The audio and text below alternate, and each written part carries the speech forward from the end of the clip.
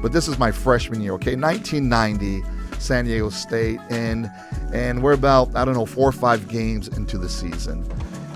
And after every game on the road, people would take stuff, or you could call it stealing, I guess. You could. You could call it stealing when you take stuff that's not yours. That doesn't belong to you? Right. But, okay, there was the typical things.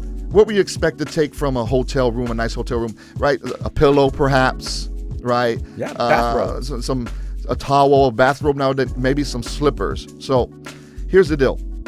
About 5 weeks into the season, every hotel that we've stayed at has contacted our coach, Coach Al Luganville, and has told them, hey, look, we're missing all kinds of stuff, right? All kinds of stuff are being stolen. So our coach was upset with us because we lost one, and now we're in the airport, right? And guys would take their travel bags empty, Jefferson. We had these travel bags.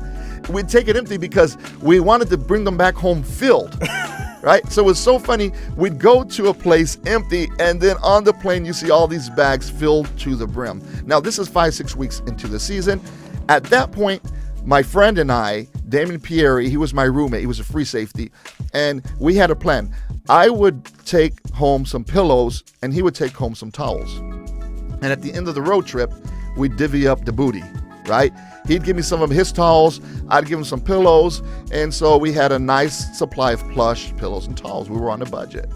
So 6 weeks into the season, we decide, you know what? We don't need any pillows and towels because we have sufficient.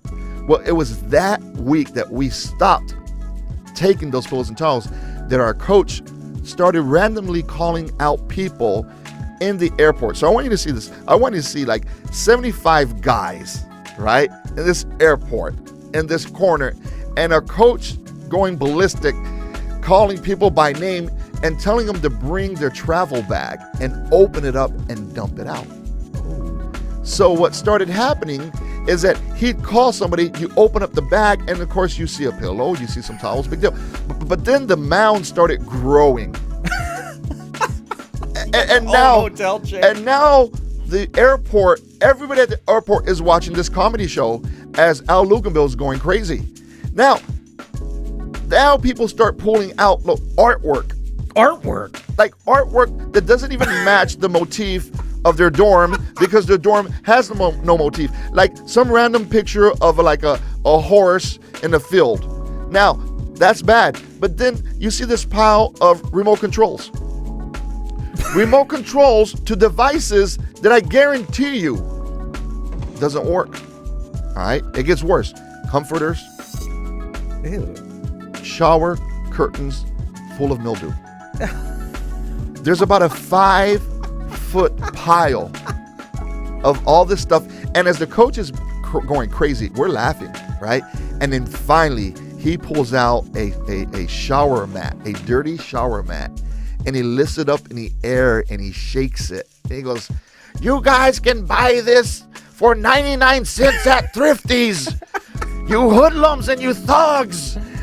And so that was one of my favorite stories of the infamous pile of random hotel stuff in the middle of some hotels. I mean, in the middle of some airport somewhere that I think to this day is still there as a memento to our 1990 season.